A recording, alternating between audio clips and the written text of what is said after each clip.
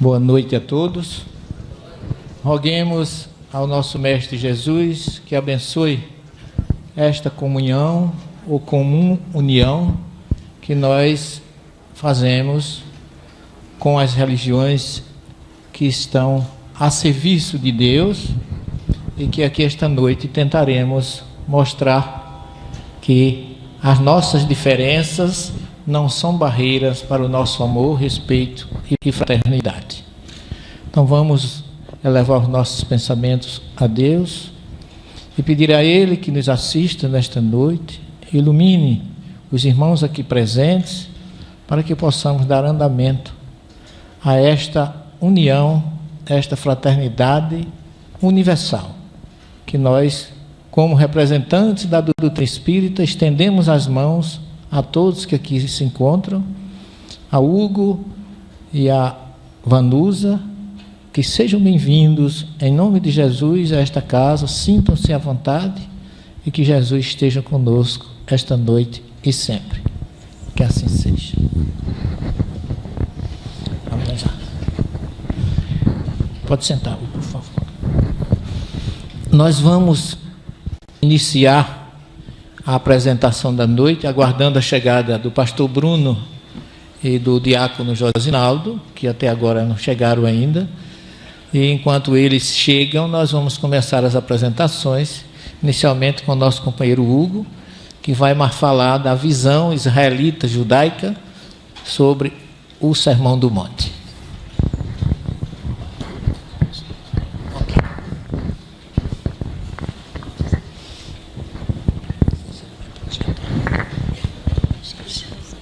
Se ele for, a gente tem que sair daqui.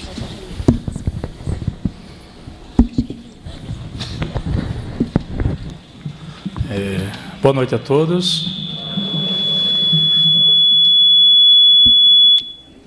Primeiramente, eu gostaria de agradecer muito a oportunidade que, mais uma vez, o nosso amigo e mestre Severino Celestino tem nos otorgado a dádiva de poder levar um pouco da mensagem judaica numa perspectiva aí, interreligiosa.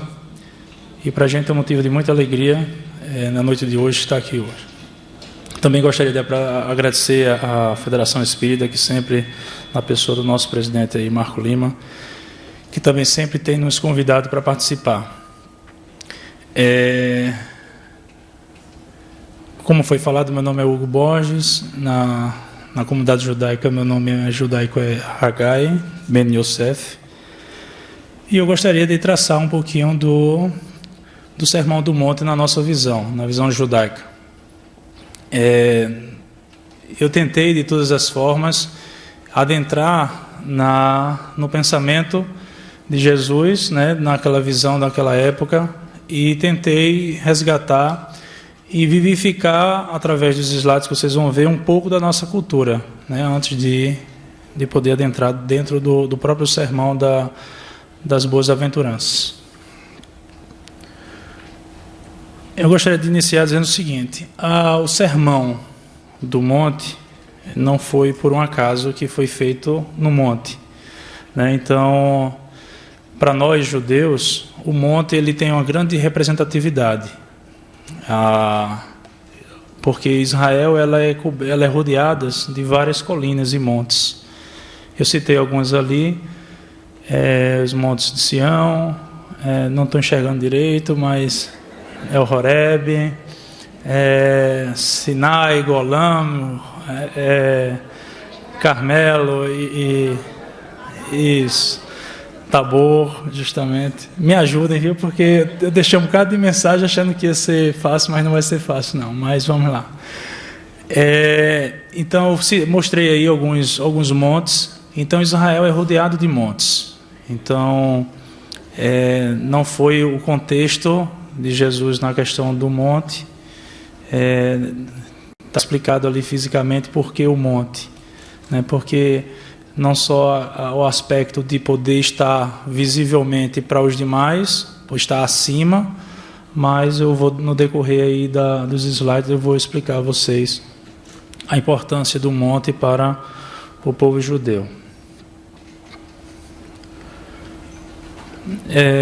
No judaísmo, nós temos alguns midrashim, ou midrash no singular, que eu vou dizer que é algo parecido com as parábolas que Jesus mencionava, né?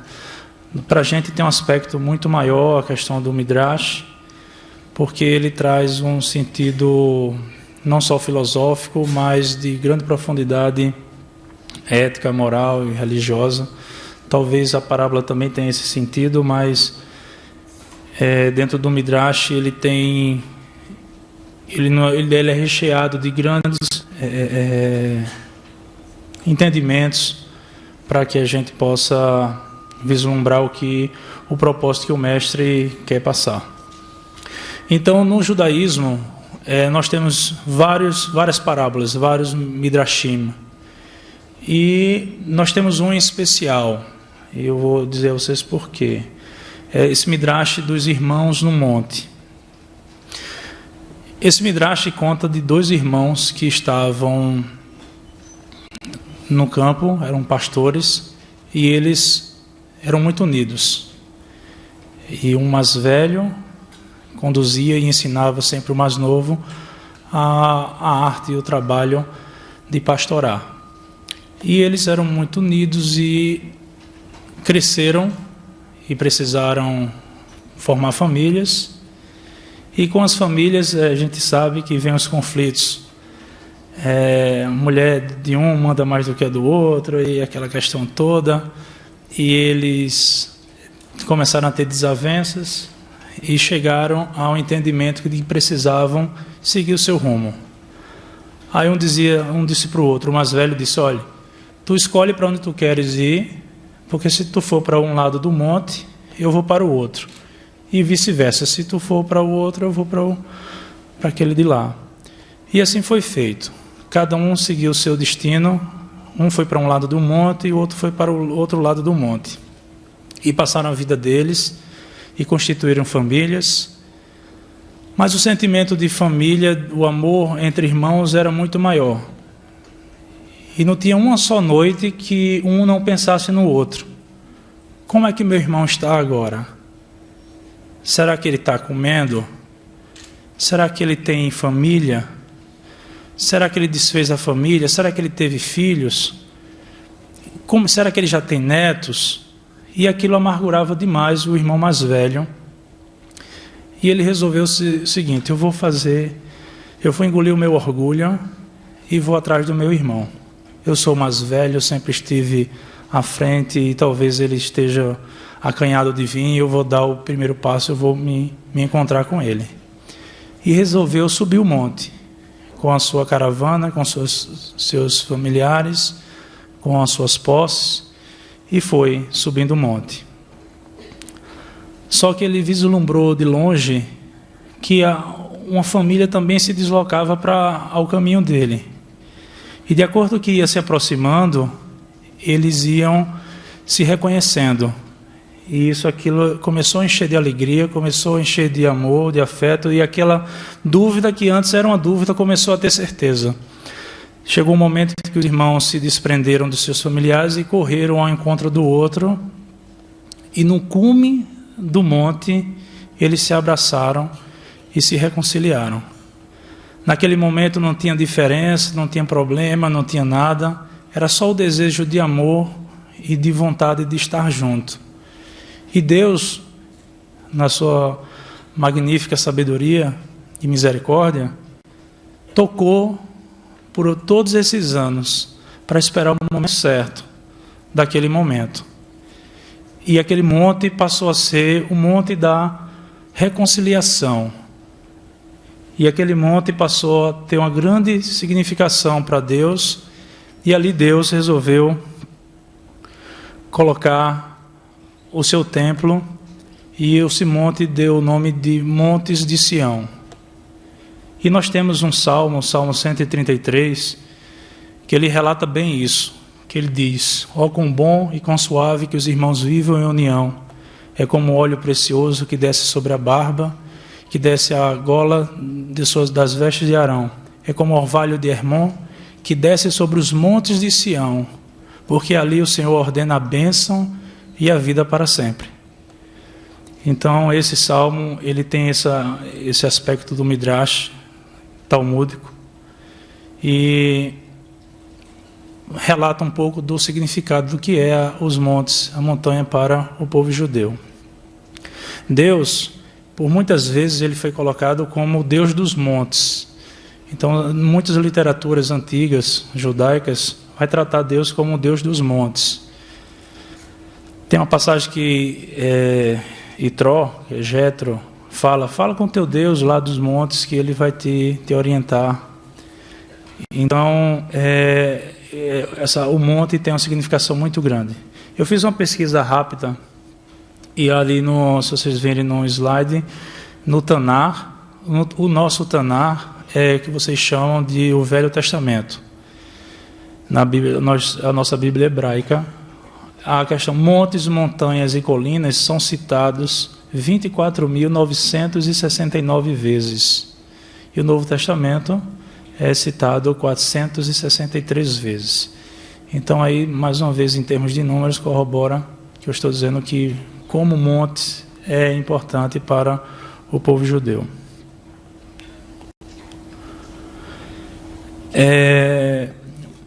Nós temos uma expressão em hebraico que é chamado aliá. Aliá é subir. E esse aliá, ele tem várias formas de subir. Eu listei algumas delas. O judeu, quando ele quer morar temporariamente ou em definitivo em Israel, ele faz aliá para Israel. Então, muitas vezes, vocês podem ter a oportunidade de conversar com um judeu e ele vai dizer assim: eu vou fazer aliá. Ele não precisa dizer mais nada.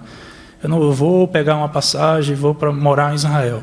No momento que ele diz assim, eu vou fazer aliá, todos já sabem que ele está dizendo que vai morar em Israel. Certo? Então, tanto temporariamente, seja para fazer um estudo ou qualquer coisa que vou fazer lá da área profissional, pessoal, ou em definitivo e não voltar mais para canto nenhum, ele faz aliá. Temos outra também que é a questão da saída do Egito.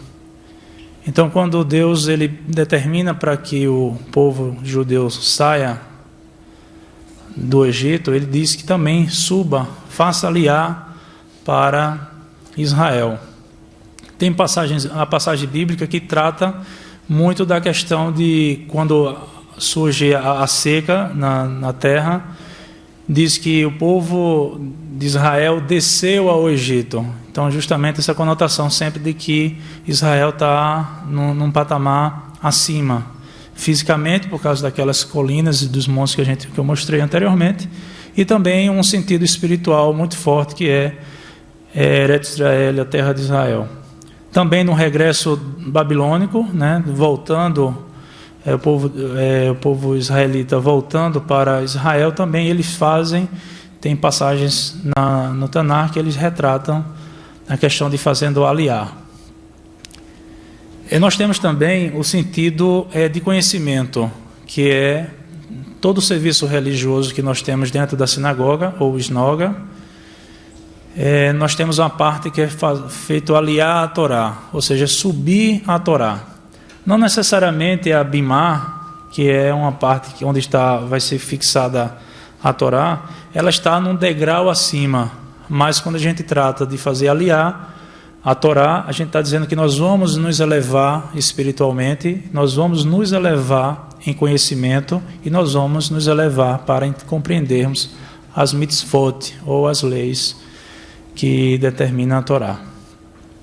E ali embaixo, se eu conseguir ler daqui, vai estar dizendo o seguinte: e descendo o Senhor sobre o monte Sinai, sobre o cume do monte, chamou o Senhor a Moisés ao cume do monte, e Moisés subiu, ou seja, Moisés fez aliá.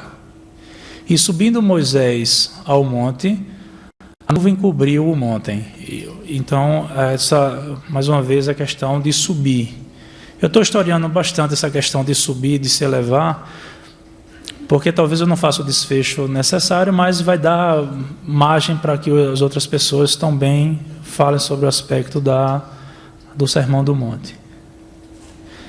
Nós temos um monte que é o Monte do Templo, que é onde estava estabelecido o Beit HaMikdash, que é o nosso templo sagrado. E para o judeu é o lugar mais sagrado, certo? Nós não temos outro local. Nós temos outras religiões que, mesmo que professem o monoteísmo, ou elas não têm nenhum aspecto físico religioso, ou então ela tem outros locais como santo. Vamos dizer, o catolicismo tem lá o Vaticano, né? A doutrina espírita, acredito eu, pelo pouco que eu estudei da doutrina espírita, não existe um local santo em si, existe a consciência do homem. No Islã existe Meca, existe Medina como lugares santos.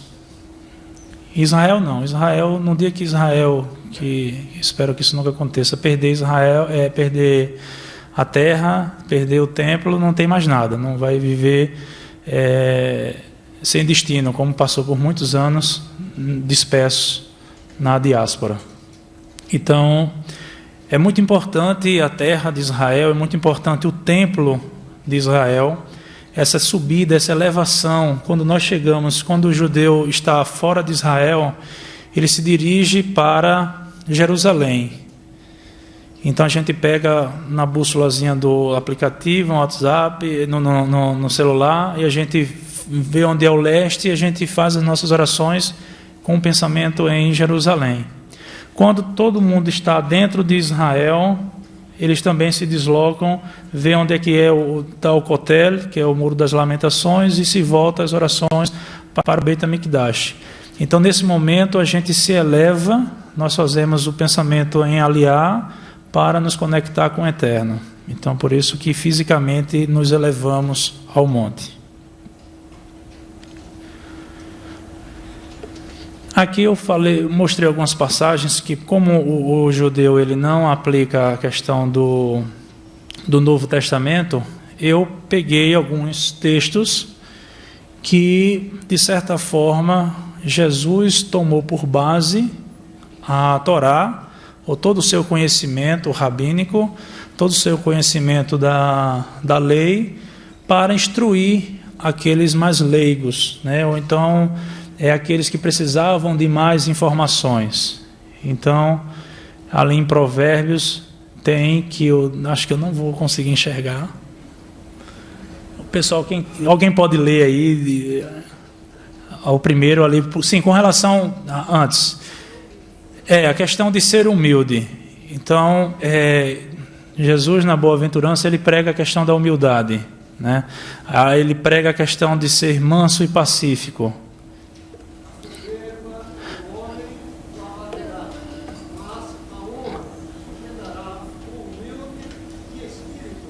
Isso, correto.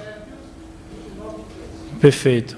O segundo, a lei do Senhor é perfeita e refrigera a alma.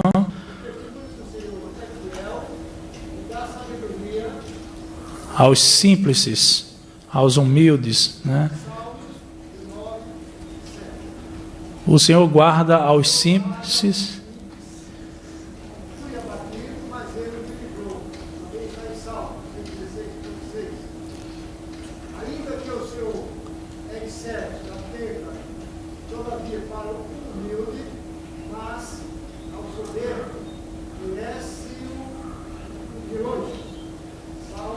Salmo 138.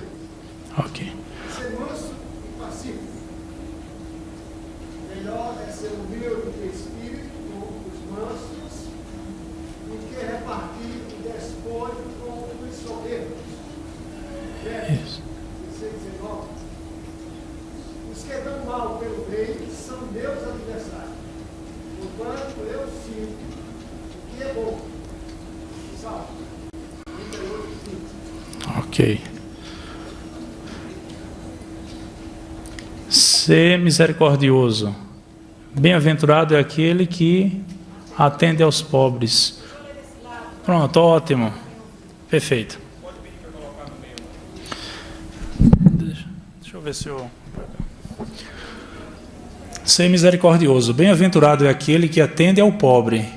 O Senhor o livrará no dia do mal. Salmo 41, versículo 1. Ter o coração limpo e fazer o bem. Bem-aventurado o homem que não anda segundo o conselho dos ímpios, nem se detém no caminho dos pecadores, nem se assenta na roda dos escarnecedores. Salmo 1. Aparta-te do mal e faze o bem, e terás morada para sempre. Salmo 37, versículo 27. Confia no Senhor e faz o bem, habitarás na terra e verdadeiramente serás alimentado. O alimento espiritual também, certo? Salmo 37, versículo 3. Consolo aos perseguidos, né? Bem-aventurados os perseguidos, né? Aí que ele trata o seguinte: príncipes me perseguirão sem causa, mas o meu coração temeu a tua palavra. Salmo 119, versículo 16. Acho que ali está errado. Não terá firmeza na terra o homem de má língua. O mal perseguirá o homem violento até que seja desterrado. Salmo 140, versículo 11. Então, aqui mostra, meus amigos, que Jesus ele estava aplicando a Torá, aquilo que ele conhecia, aquilo que ele buscava e aquilo que ele praticava. Então, eu fiz questão de deixar a margem para que a gente possa ter, como é uma mesa redonda, a gente deixar para discussões, colocações de outras pessoas. Mas eu gostaria de deixar essa visão do judaísmo, em que, assim como Jesus, outros rabinos também sempre fizeram questão de que as pessoas tivessem conhecimento e buscassem aquilo que Deus queria destinar a elas. E eu gostaria de finalizar dizendo o seguinte: no Talmud, que é a nossa Torá oral, diz o seguinte: aquele que compartilha nunca deve lembrar, aquele que recebe nunca deve esquecer. Essa é a mensagem do judaísmo. Eu espero que vocês tenham gostado. Obrigado.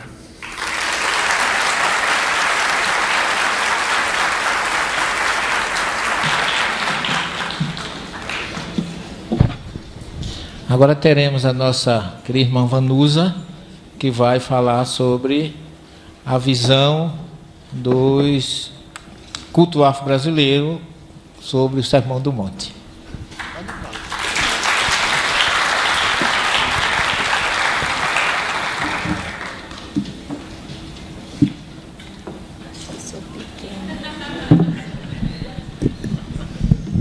Agora sim, tá. Me ajude. Eu sou muito pequena. E não sei mexer também, né? Pronto. Acho que tá. Tá dando para me ouvir? Boa noite a todas as pessoas que estão aqui. Estou muito feliz de estar aqui com vocês.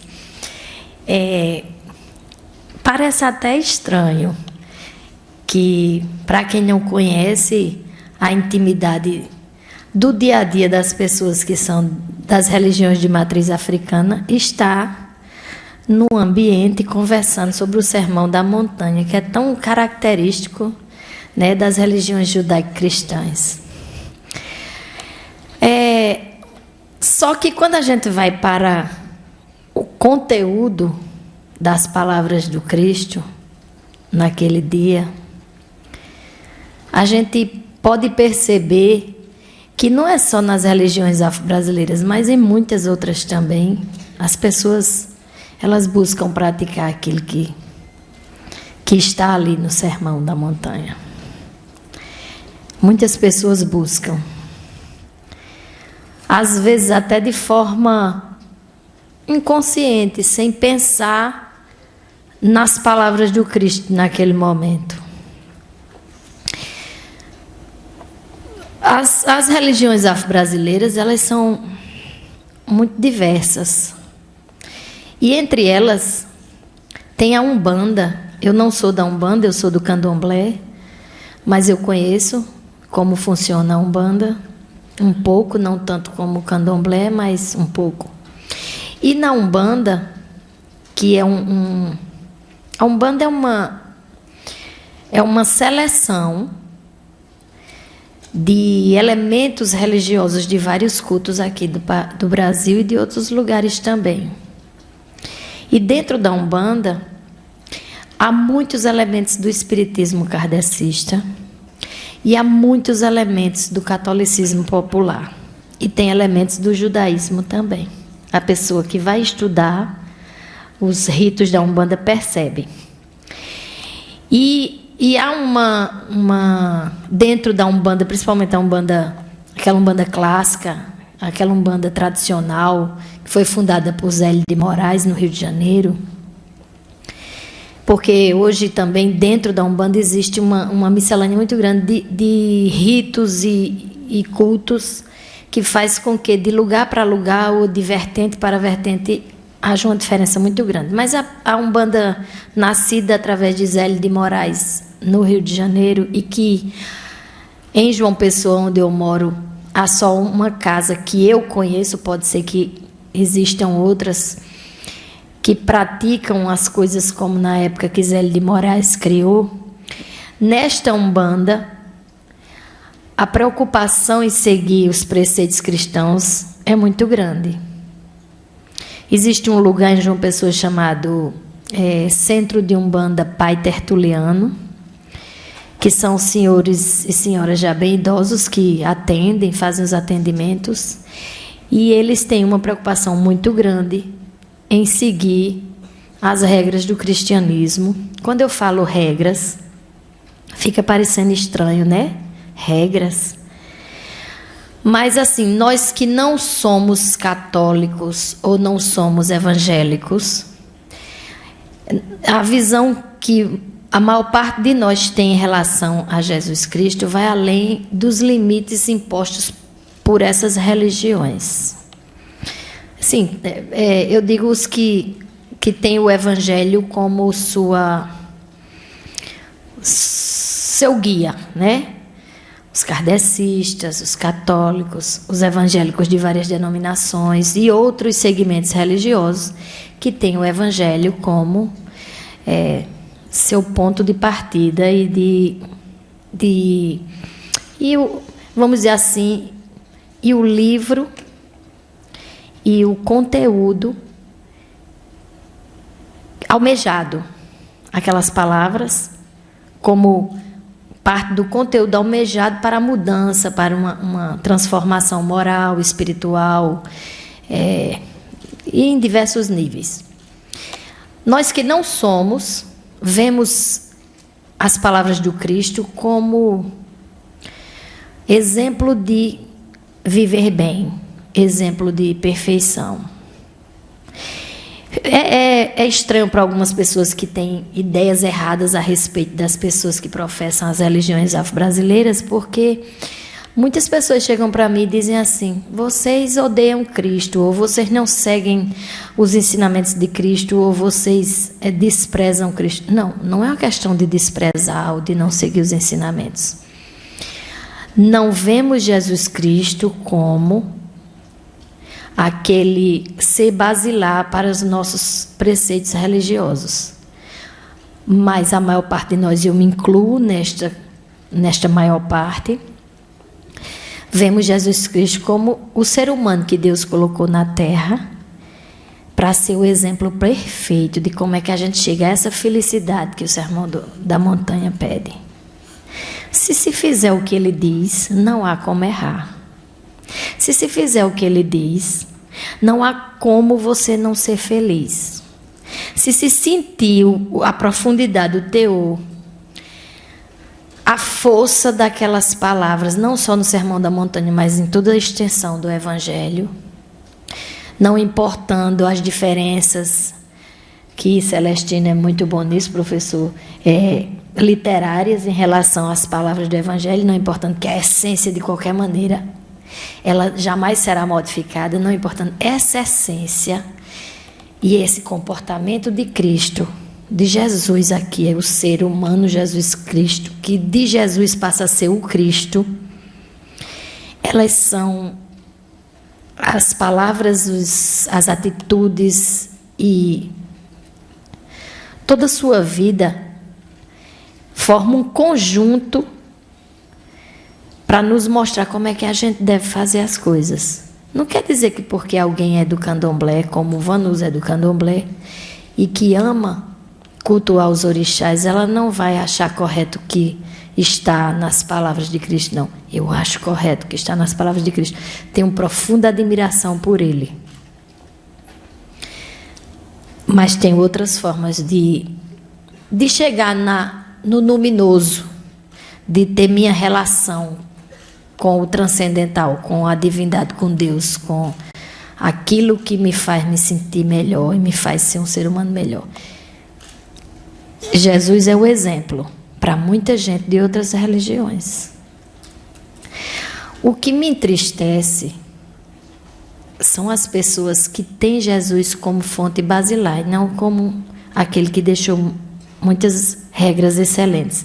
O que me entristece, e me perdoem as pessoas que não gostarem daquilo que eu agora vou falar, mas o que me deixa realmente profundamente triste no dia a dia é que as pessoas que mais dizem que amam a Jesus Cristo e que mais dizem que o Evangelho de nosso Senhor Jesus Cristo é sua fonte basilar de vida, elas fazem tudo completamente diferente. Completamente diferente no seu dia a dia. E muitas vezes é sem perceber. É quase automático. Vocês, antes de virem para cá e sabendo que este era o tema desse ano, desse encontro, leram o Sermão da Montanha e memorizaram algumas daquelas frases de Jesus Cristo. Eu li, eu gosto de ler. E fico encontrando nichos de coincidência muito grande com a prática das religiões afro-brasileiras. Porque quando eu citei a Umbanda ela está realmente, ela é cristã, a Umbanda. Mas, por exemplo, o candomblé, no que diz respeito à denominação religiosa, não é cristão. Eu acho que vocês estão entendendo o sentido que eu quero dizer, né? Mas, na prática, eu vou dizer a vocês qual é o princípio básico de uma casa de candomblé mesmo, e de Umbanda também. Ninguém que bater a porta de uma casa de candomblé, de Umbanda ou de Jurema, que é uma religião bem paraibana, ninguém que bater a porta de uma dessas vertentes das religiões de matriz africana pode sair pior do que entrou. A necessidade dos que estão dentro da casa, o princípio básico dos que estão dentro da casa é fazer aquela pessoa sair melhor, nem que seja um pouco melhor. É a pessoa que entrar pedindo socorro, ela vai ser socorrida. Isso é básico. E o interessante é que essas coisas são feitas, mas não há um sistema dogmático nas religiões afro-brasileiras que fale sobre, olha, seja bom e pratique a caridade e console e pratique a justiça. Eu estou batendo nisso o tempo todo e eu não sei o que é que eu estou fazendo. E pratique a justiça, console, ame, seja humilde, seja manso. Não existe um sistema dogmático que diga isso nas religiões de matriz africana. Faça tudo isso porque você vai ganhar o reino dos céus. Faça tudo isso porque o lugar espiritual que está reservado para você vai ser muito bom. Não há esse tipo de necessidade de fazer as coisas pensando numa compensação futura. Não sei se vocês estão entendendo a filosofia das religiões de matriz africana. Você deve fazer porque é bom fazer. Porque é bom quando alguém lhe procura e pede ajuda e você consegue ajudar, você vê como ela ficou feliz, como ela saiu melhor, menos angustiada, menos triste. Essa satisfação é compensatória aqui na Terra mesmo. Ninguém faz isso pensando no que vai acontecer e para onde vai depois da morte, não. Dentro das religiões de matriz africana, principalmente do candomblé, e quando eu digo principalmente do candomblé, é porque a base de todas as religiões de matriz africana, ela parte dos princípios que o candomblé cultua a partir do que os africanos trouxeram para cá. é básico na vivência das religiões de matriz africana vindo do candomblé que a gente tem que ser feliz aqui. A gente tem que estar bem aqui. A gente tem que pensar positivo aqui. A gente tem que fazer com os outros o que a gente acha que os outros deveriam fazer com a gente aqui. A gente tem que fazer com os outros o que gostaria que os outros fizessem com a gente, não porque vai ficar no lugar bom, porque vai se livrar do umbral ou porque vai para um céu. Não, é porque a gente acredita na circularidade. Se eu estou aqui neste ponto onde meu dedo está, e neste ponto eu emano um pensamento ou uma ação em relação a fulano que está aqui, essa ação ela vai circular, vai chegar em fulano e vai prosseguir a circularidade, e é irremediavelmente certo que ela vai voltar para mim. Se eu for inteligente e buscar realmente ser feliz, e se eu quiser... E a gente está feliz quando a gente está bem, não é quando a gente tem dinheiro, não. É quando a gente está bem. Porque se fosse quando a gente tem dinheiro, as pessoas que têm muito dinheiro não faziam as coisas que a gente vê. Não tinham depressão, e nem se matavam, e nem faziam N coisas que eu não quero citar. Então, se eu quero ficar bem, eu tenho que emanar coisas que vão me deixar bem, porque aí essas coisas vão circular no universo e retornar para mim. Entenderam a filosofia do candomblé? Aí alguém podia dizer que vocês estão abertos a me perguntar o que vocês quiserem, porque eu sei, eu tenho consciência que o culto que eu faço parte desperta muita curiosidade, e as pessoas têm muita fantasia em relação ao que a gente faz lá dentro, né? E aí é assim, se eu disser a vocês que tem pessoas dentro das religiões afro-brasileiras que não emanam um pensamento bem ruim, uma maldade bem grande para fulano, eu estou mentindo se eu disser que isso não existe, porque existe muito. Mas são essas pessoas que a gente tem que ter misericórdia, porque elas são inocentes. Elas são inocentes. Elas não têm ideia de que aquilo vai fazer essa volta e vai retornar para elas. E elas não entendem muitas vezes porque aqui é tanta angústia, tanto problema de ordem material, é tanto problema de saúde. Elas não compreendem que aquele pensamento emanado, aquela falta de consolar para ser consolada, aquela falta de fazer o bem para receber o bem de volta, aquilo ali que ela deixou de fazer, voltou para ela, ela não compreende. Porque não vai estar em nenhuma regra, não existe livro, nas religiões de matriz africana, não existe um livro basilar. Não tem um livro como o Evangelho. Não existe. Não existe o Velho Testamento, o Novo Testamento, não existe uma Bíblia. Existe o conselho e a sabedoria dos mais velhos sendo passada para os mais novos. É isso que existe. É uma religião, o candomblé oral, e a umbanda que é mais aproximada do candomblé é oral, a umbanda que é mais aproximada do cristianismo, do kardecismo e de outros elementos incorporados a ela. Não é tão oral assim, mas também não despreza o que veio da origem do candomblé. E aí, como oral, nós temos um pensamento que é o seguinte: cada velho que morre é uma biblioteca que foi queimada. Porque o aprendizado vem sempre daquilo que os mais velhos vão dizer para nós. E existe uma coisa chamada vergonha para o adepto do candomblé, o candomblé tradicional de raiz. Nós temos a vergonha de fazer aquilo que os mais velhos não aprovarem. Nós temos vergonha quando eles nos ensinam assim: seja justo.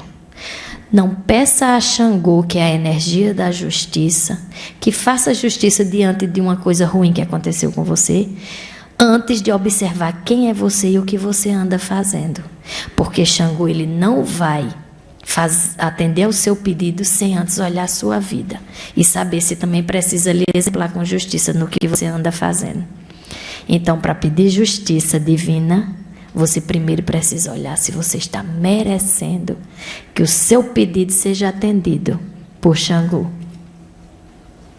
Entenderam mais ou menos? E aí, quando você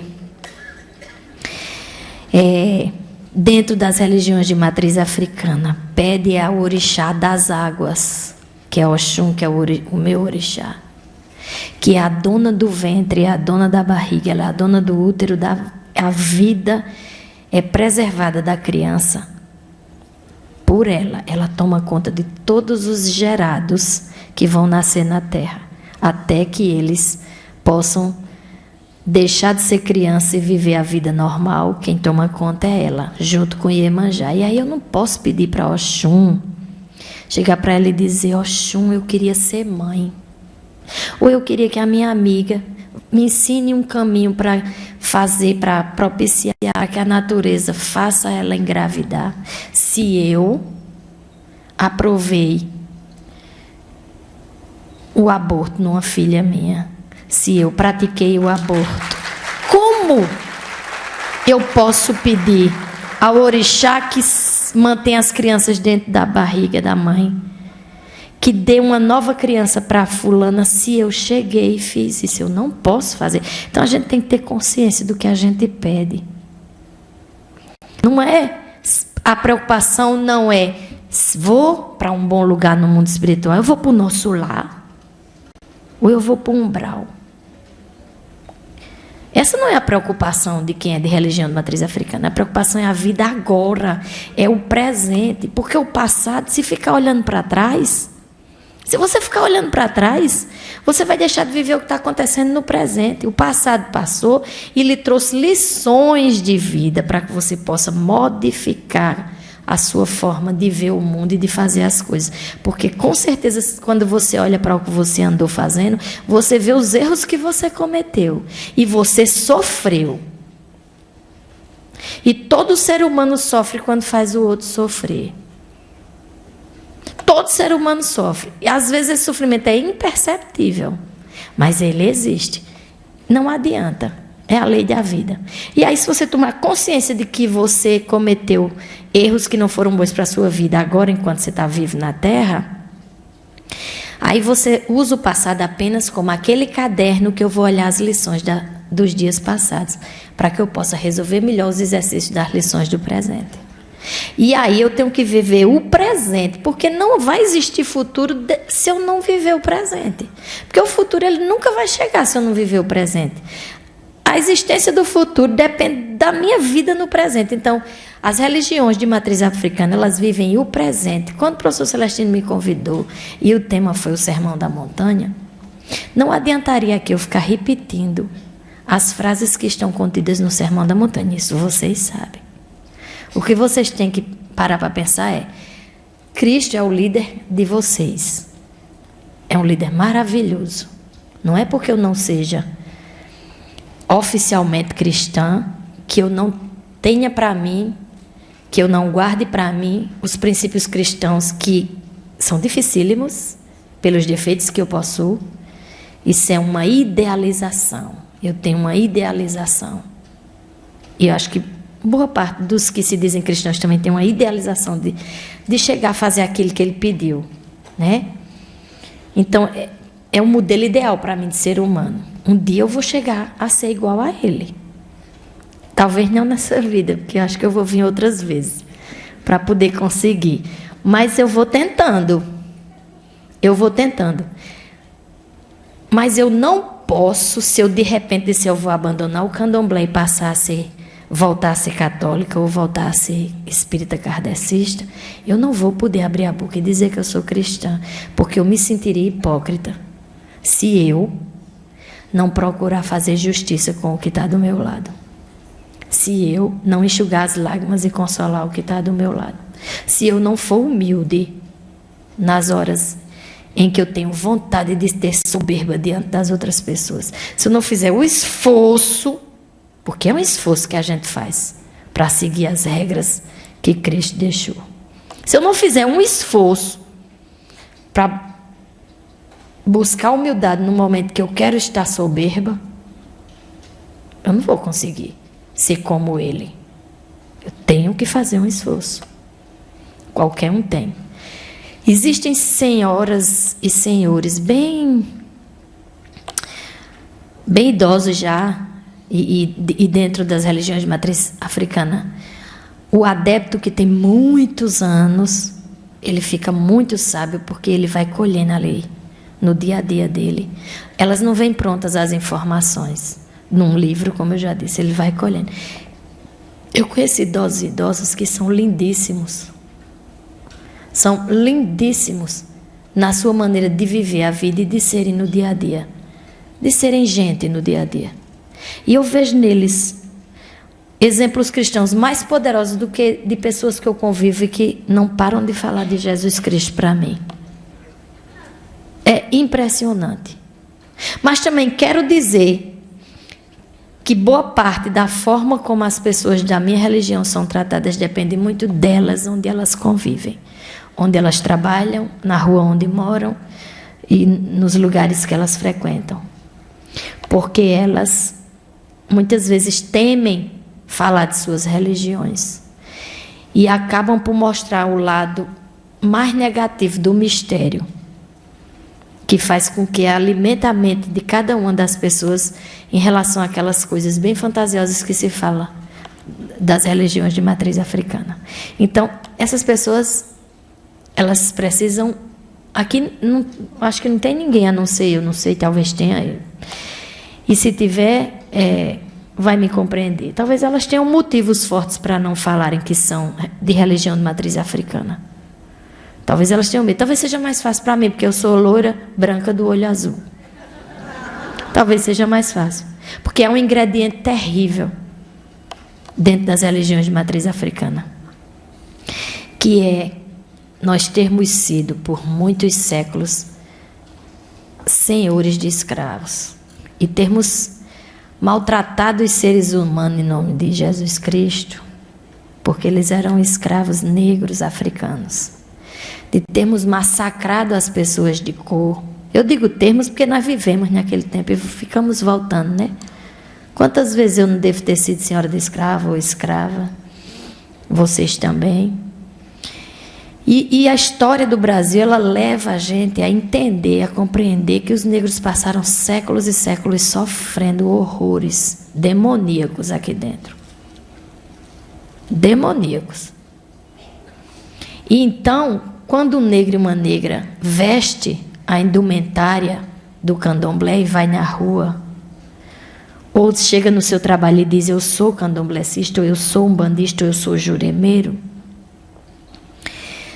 sendo negro ou negra, as pessoas já olham diferente. Parece que eu estou exagerando aqui, mas é verdade. Eu sei porque no dia a dia eu convivo. E quando eu digo, elas olham diferente também, mas de uma forma diferente do que olham para os negros.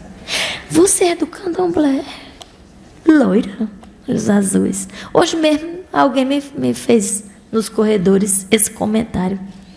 Eu estranhei, a pessoa disse. Porque você, geralmente, né, as pessoas não têm a sua cor. Eu digo, não existe cor, né? Eu fiquei pensando, eu não disse a ela. Não existe cor. Não existe cor, gente. O que existe são caminhos, para eu finalizar, que eu falo demais, vocês inventarem de me colocar aqui, é muito perigoso. Eu vou fazer igual a professora Celestino. Se vocês inventarem, é perigoso, porque eu falo demais. Não existe cor.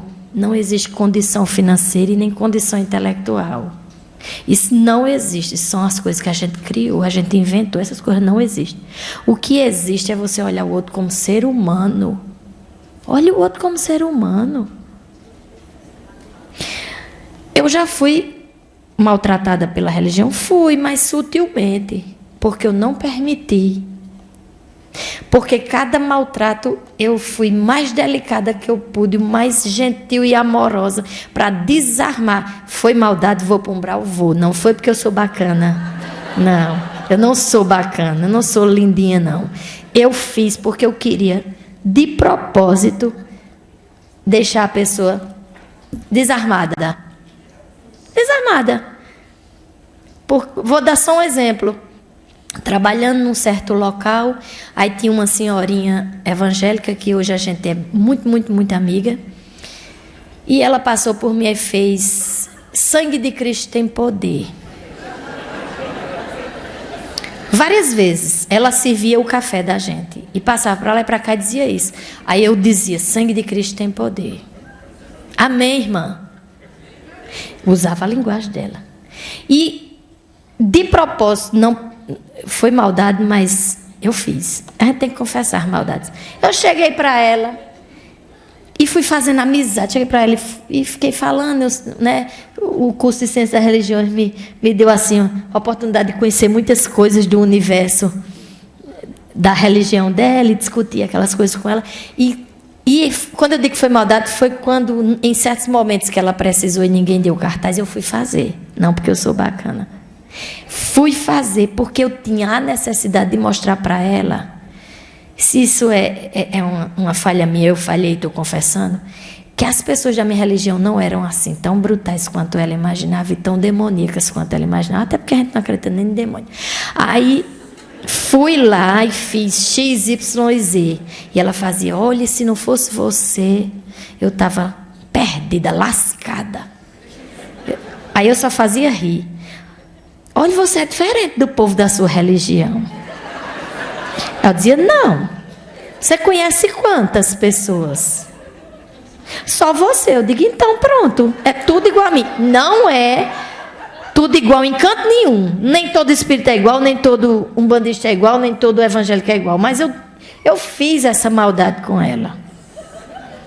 E somos amigas hoje. Aí agora, o que eu fizer por ela não é mais com a intenção de que ela me veja diferente do que ela via, não. É porque eu gosto de fazer.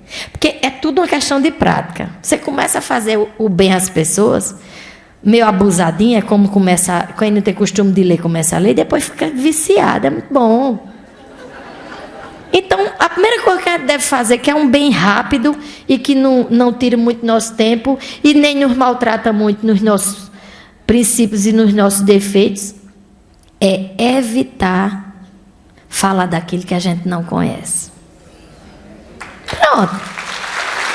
E aí Jesus vai estar super feliz e pensando: eu fiz o sermão da montanha, não está dando muito resultado ao longo dos séculos e milênios não, mas de repente, se esse povo começar a ver que só nasceu com uma língua, mas foram 2 olhos, 2 ouvidos, 2 buracos no nariz e só uma língua, deviam perceber que se a língua é uma, é para poder economizar. Principalmente naquele que fala em relação a quem está do seu lado. Não é verdade? Ele vai ficar satisfeito, eu tenho certeza. Isso começa assim que vai dar certo. Eu estou tentando. Porque eu gosto de falar da vida ali, mas eu estou tentando. A gente tem que dizer o que a gente faz de errado também. E dizer que está tentando, porque os espíritos e os orixás, que são as energias de Deus dentro da natureza, eles vão nos auxiliando, nos ajudando a ficar melhor. Porque se a gente fingir que não faz isso, aí não vai conseguir melhorar nunca, não é verdade? Olha, foi um prazer muito grande, eu agradeço, é uma gratidão também muito grande que vocês tenham me ouvido, que eu sinto. E não tenham medo não de visitar um terreiro, não. Vão! Lá tem uma coisa que é feita constantemente e diariamente, que é a prática da caridade. Sem intenção. Se faz porque é preciso fazer. Porque ali, quando se faz para um... Como nós temos o ideal de vida em comunidade, se um da comunidade ficar bem, o resto também fica. Então, é espontâneo praticar a caridade. Não deixar as pessoas saírem pior do que entraram. Então, vão, que é muito bom. Viu? Estou convidando vocês.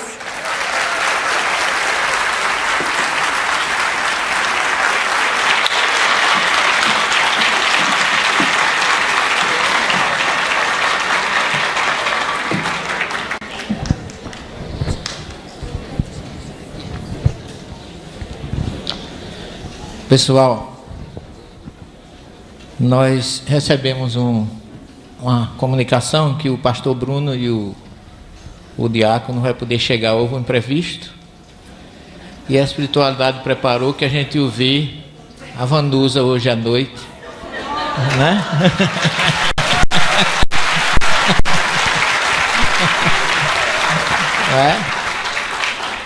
Porque analisando friamente, E primeiramente agradecendo a presença do Hugo, da Vanusa, com muita honra, ex-aluna e agora colega lá do Ciência das Religiões. Eu pergunto a vocês, o que foi que ela disse de diferente do que está no Sermão do Monte? Então, os caminhos de Deus são diversos, mas o objetivo é único. Eu fui entrevistado essa semana na televisão e o apresentador perguntou qual era a melhor religião. Na sua opinião, qual é a melhor religião?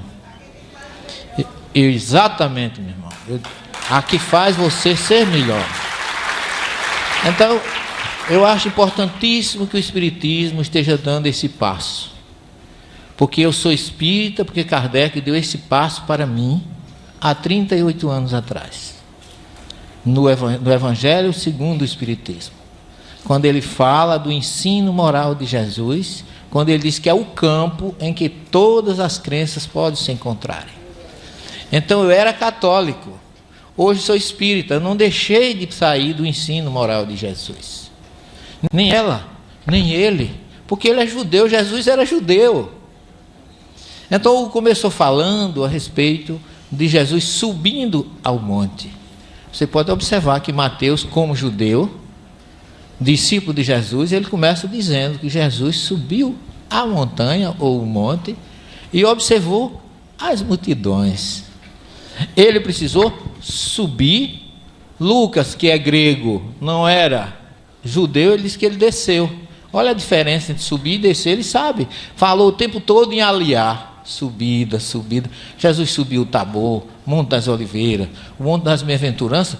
E Hugo falava no início que ele subiu, o judeu ou o patriarca sobe a montanha para ter uma visão melhor. Simbolicamente está perto de Deus, pela sintonia com o alto, e ter uma posição melhor de verificar o seu rebanho, a sua família, a sua situação. E Jesus subiu a montanha. Eu já fui à montanha que Jesus subiu inúmeras vezes, e curiosamente, do ponto onde ele proferiu o sermão, você vê o Mar da Galileia, você vê Cafarnaum, você vê Tábiga, você vê Magdala, você vê praticamente todo o ministério de Jesus na Galileia, você avista do monte, conhecido como Monte das Bem-aventuranças. Então, lá na entrada, na muralha de Jerusalém, tem uma porta, chamada Porta dos Leões, para os judeus. Para nós cristãos é chamada de Porta de Estevão, porque foi ali que Estevão foi martirizado, sob a visão de Paulo de Tarso. O filho de um fundador do partido Hamas, fundamentalista islâmico, lá na Cisjordânia, ele ia passando nessa porta de Estevão ou Porta dos Leões, que fica vizinha à Porta de Ouro, onde Jesus entrou em Jerusalém. E ele ouviu um jovem chamando por ele. E eram jovens protestantes que tinham um grupo de estudo em Jerusalém. Convidaram ele para ir conhecer. E deram-lhe um evangelho de presente. Ele foi com amigos, não estava fazendo nada. E o evangelho, o árabe, como judeu, quando recebe qualquer obra de alguém, é questão de honra, ele lê. Então ele foi ler o Sermão do Monte. E ele, acostumado ao radicalismo e à vingança, ele viu Jesus dizer: ouviste o que foi dito aos antigos. Amai os vossos amigos e odiai os vossos inimigos. Eu, porém, vos digo: amai os vossos inimigos e orai por aqueles que vos caluniam e vos perseguem. Isso explodiu na mente deste árabe, filho de um fundador do fundamentalismo, Hamas, que tem a obra chamada O Filho do Hamas. Esse rapaz abandonou o Islã, saiu da sua família, ajudou Israel a combater o seu grupo, desde que preservasse a vida do seu pai, e hoje ele vive nos Estados Unidos, ele vive foragido, porque ele é jurado de morte. Ele disse: quem fez mudar a cabeça dele foi Jesus. Porque quando se pregava o olho por olho, o dente por dente, ou amar o inimigo e odiar o inimigo, ele disse que mexeu muito essa frase: amar os inimigos e orar por aqueles que vos caluniam e vos perseguem. Então nós estamos aqui num banquete espiritual, trazido por vamos usar o termo, conterrâneo de Jesus, porque Jesus foi judeu, nasceu, viveu e morreu como judeu, trazendo uma filosofia que Jesus faz neste magnífico sermão que é Caminho para a Felicidade, tema deste encontro, que Jesus apresenta uma filosofia totalmente diferente das traduções que existem aí. Ele apresentou os salmos. As bem-aventuranças, ou o Ashirei que está lá nos salmos, é a felicidade de quem está com Deus. Foi o que ele mostrou aqui. Desde o Salmo 1, que já começa, bem-aventurado o homem que anda com Deus, mas Jesus no Sermão do Monte, ele exorta aqueles oprimidos, injustiçados dos romanos, a caminharem, a irem adiante, não desistirem, porque essa era a ótica de Jesus. Não desistam, sabe por quê? Porque vocês são importantes, vocês são sal da terra e luz do mundo. E quando ele termina de classificar todos nós, da nossa importância perante a família, a sociedade, o trabalho e etc., e a vivência, a comunhão e a confraternização com os diferentes, aí ele começa a trazer o discurso talmúdico dele, que é a ótica do nosso encontro. Ouviste o que foi dito aos antigos, porque Hugo sabe que desde a grande Assembleia dos 70, lá no livro de Números, até o século V, nós tínhamos uma discussão da Torá escrita para a formação da Torá oral, que é o Talmud. Jesus não deixou de trazer a mensagem dele para nós. Sede perfeitos, como perfeito é o vosso Pai Celestial. Por que é que o vosso Pai Celestial é perfeito? Porque ele faz a chuva cair sobre justos e injustos e o sol brilhar sobre os bons e os maus. Isso é ser perfeito. Isso não depende, sejamos práticos, de religião. Como bem colocou a Vanusa. O respeito pelo outro, o amor pelo outro, quando ela diz assim, quem entrar na casa, num terreiro de Umbanda, que eu achei interessante o convite que ela fez, né, a respeito, não foi um proselitismo, eu sei disso, foi um convite fraternal, para que você, conhecendo, como é a nossa filosofia lá no curso de Ciência das Religiões, conhecer a religião do outro para poder respeitar, e respeitar porque conhece. Essa é a diferença, não é ficar no desconhecimento e condenando. Vocês observem que nós estamos vivendo um momento aqui de confraternização universal. Aqui não tem religião. Aqui tem filhos de Deus que estão ao nosso lado, que somos todos nós. Como é que você diz, eu sempre dizia isso nas minhas aulas, como é que você diz que é seguidor de Jesus e você não gosta do outro só porque não tem uma religião igual à sua?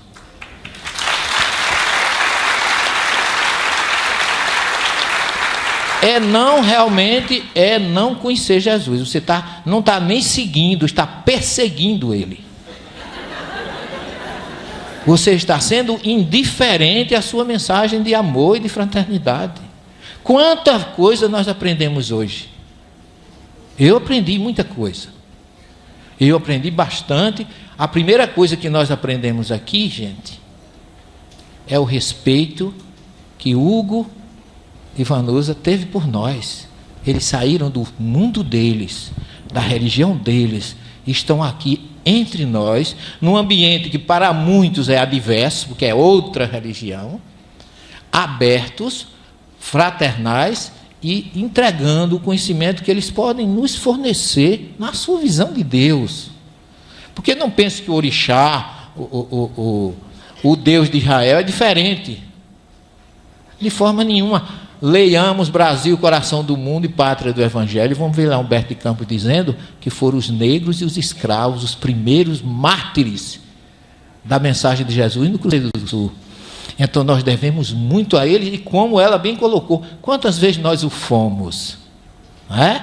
Quem pode esconder o seu passado racial? Não é? Quem pode esconder eu sou galeguinho dos olhos azuis, mas eu tenho o beiço largo e o pé chato. Então eu não posso dizer que eu sou puro. Então nós somos, na verdade, como bem disse Humberto de Campos, o Brasil é o único país do mundo que pode congregar todas as nações. Porque nós, você sabe, o judeu tem uma identidade religiosa. E, aliás, patriarcal. Os árabes também. Os russos. E nós? Qual é a nossa etimologia genética? É o português, é o índio, é o africano, é o alemão, é o americano, é o mundo todo está aqui. Por isso que nós somos a pátria do Evangelho, porque todos estão aqui. Então, isso eu acho que eu sempre sou premiado nesses momentos da minha vida. E devo muito isso ao fato da doutrina espírita ter me mostrado, através de Kardec, que nunca foi contra o Velho Testamento. Pelo contrário, o primeiro capítulo do Evangelho segundo o Espiritismo é não vim destruir a lei. E onde, curiosamente, um espírito israelita traz uma mensagem dizendo: Moisés iniciou a obra, Jesus continuou, o Espiritismo arrematará. Então nós vivemos nas 3 revelações, não importa quem esteja ao nosso lado. É um filho de Deus, irmão de Jesus, que merece todo o nosso respeito. Então eu queria encerrar pedindo a Vanusa, agradecendo inicialmente a Vanusa, ao Hugo, pelo carinho, pelo respeito que eles tiveram. Levem no coração de vocês todas as energias de vibrações amorosas e fraternais que nós aqui, todo o MIEP, presidente da Federação Espírita Paraibana, nosso palestrante Fred, Ivanildo, que teve a preocupação de me encarregar de fazer tudo isso, levem todo o nosso respeito, o nosso carinho e o nosso abraço. Você acredita em Yahvé, você acreditando em Yahvé é irmão de Jesus, então é nosso irmão também. Então, muito obrigado pela oportunidade. Eu queria que a gente pudesse de pé nos abraçar para poder mostrar que nós somos fraternais no começo, meio e fim.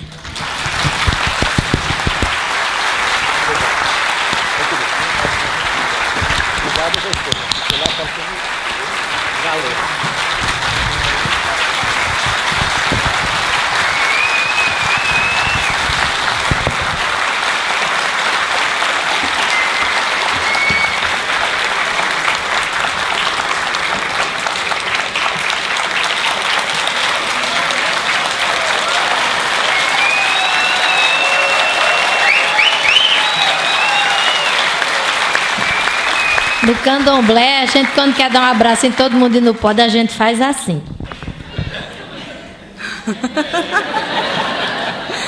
Que isso quem ensinou foram os orixás femininos, Iemanjá, Oxum e Iansã, que quando eles estão no corpo das pessoas, que tem muita gente vendo e eles não podem abraçar um a um, aí elas fazem isso. Ai,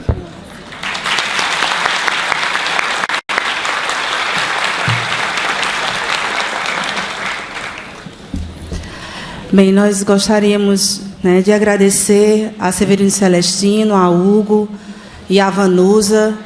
Eu acho que essa noite nós tivemos a oportunidade de termos uma vivência muito prática do que Jesus vem nos ensinar em seu Evangelho, que é justamente o cuidado e o respeito para com o nosso próximo, o zelo e a admiração, que independente dos credos nós estamos numa mesma unidade. Bem, para finalizarmos, antes da nossa prece final, eu só gostaria de fazer a divulgação do evento que nós vamos ter aqui na AME, no dia 22 de maio, que o nosso amigo Frederico Menezes estará proferindo um seminário cujo tema será Reencarnação, Alquimia Divina. Isso vai acontecer no domingo pela manhã, das 8h30 ao meio-dia. No dia anterior, no dia 21 de maio, Fred também proferirá uma palestra lá na AME, às 20 horas, cujo tema será O Mundo que Queremos e o Mundo que Somos. Então, para encerrarmos os trabalhos dessa noite, nós gostaríamos de chamar Ivanildo Fernandes para proferir a nossa prece final.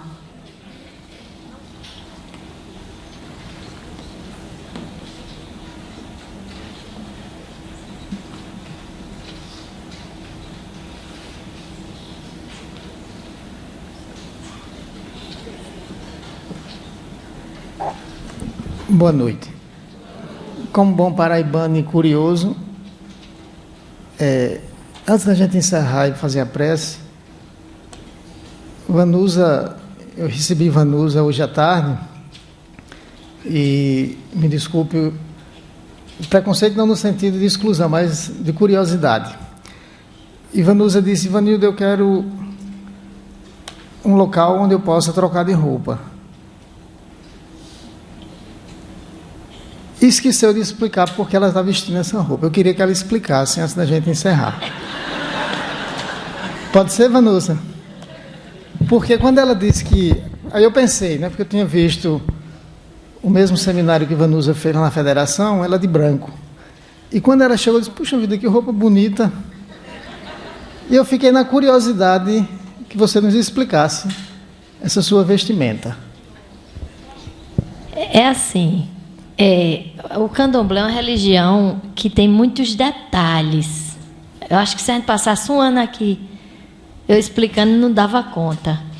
E a vestimenta, ela carrega muitas informações.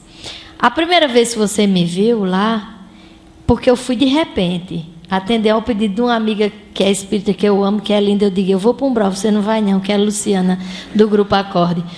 Que ela me pediu, disse: Van, por favor, porque a pessoa ia faltar. Aí eu fui de repente, então não deu nem tempo, mas a gente gosta de estar assim, para lembrar que somos do candomblé, porque as vestimentas, elas mostram que nós somos de tal ou tal religião, dependendo da religião.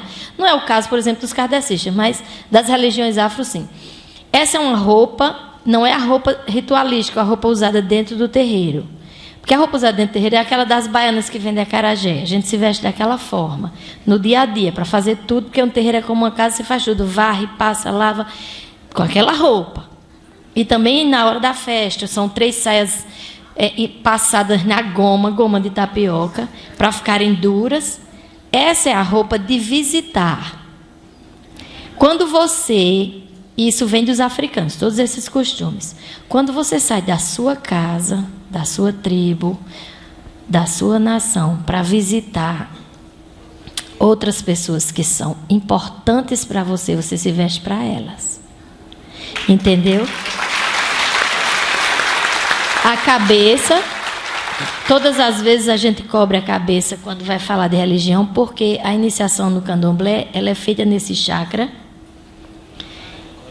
E a gente tem que, muitas vezes, proteger ele. E esses panos, eles têm uma função religiosa. A cor é porque eu sou do orixá Oxum, que é a água doce, e a cor é dourada e amarelo e um pouco de marrom. Aí a cor também tem a ver com isso. A gente se veste assim quando vai visitar quem a gente dá importância, e bota o pano na cabeça por isso. Se eu fosse uma mulher mais velha de santo, tivesse mais anos, eu colocaria um pano aqui, que eu respeito maior ainda por quem vai me receber, é quando eu estou com um pano aqui. Vocês já devem ter visto as pessoas assim. Num evento de candomblé, a pessoa que é de candomblé sabe quem é cada pessoa pela roupa que ela está vestindo. Qual é o santo e qual é a posição dela, se ela é sacerdote, se ela é só adepto, se é iniciado, jovem, se é iniciado de muitos anos, pelo tipo de roupa, porque cada parte da roupa diz alguma coisa sobre a religião. Alguém poderia abrir a boca e dizer assim: isso não adianta nada, isso não serve de nada para a questão da evolução moral. E não serve mesmo, não. É só porque essa religião, ela mantém as tradições do povo que a criou. E em respeito aos mais velhos, que assim faziam e achavam que era correto assim, nós continuamos fazendo para manter a tradição. Isso não vai levar ninguém a ser melhor. Mas a gente gosta de fazer. Pronto.